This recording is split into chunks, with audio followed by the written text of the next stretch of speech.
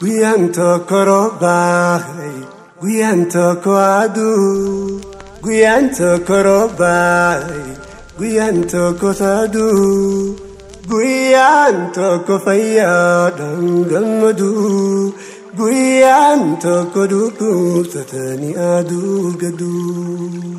Guyanto kobela, guyankanis kufa, guyanto koboya, guyanto kokolfa, guyanto kofaya dangamadu, guyanto koduku satani adu gadu.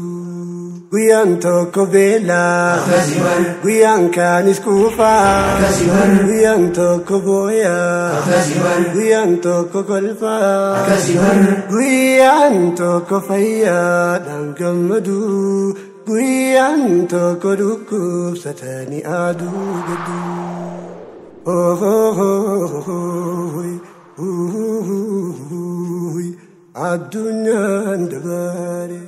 Kalesi kansati, arrimo kanketi, borumo kansiti, iftanis kankoti, atif kopesi, siviras nirufti, addunyum mantono, adada bareti, duniyum mantono, barada tarati.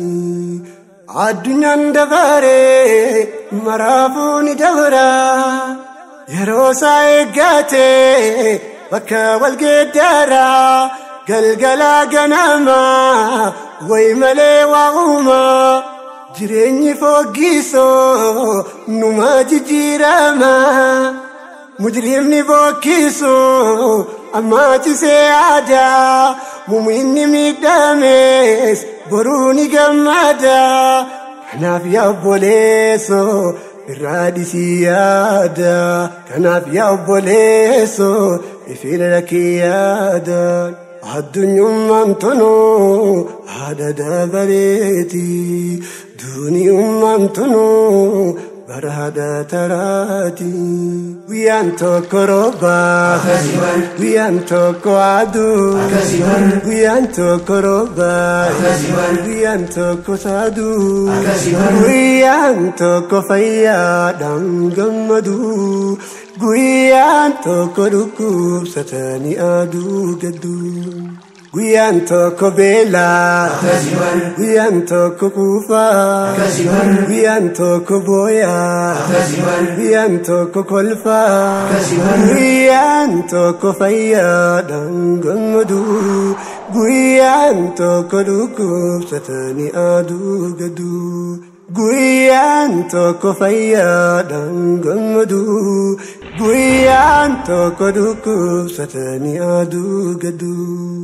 Jijira mafenam charaka tajimsi nafin dandayamtu jachu firadisi rizkin si kodamte ififsi barbadi himurati yomu rabbi kerabdi jirachi sajesan ahadun ahadi jirachi sajesan ahadun ahadi sif daluda teise abdin durri moite ati of sadade yota sahifate anharka kabdo sidiste sokite fajira tole karara deviti fajira tole karara deviti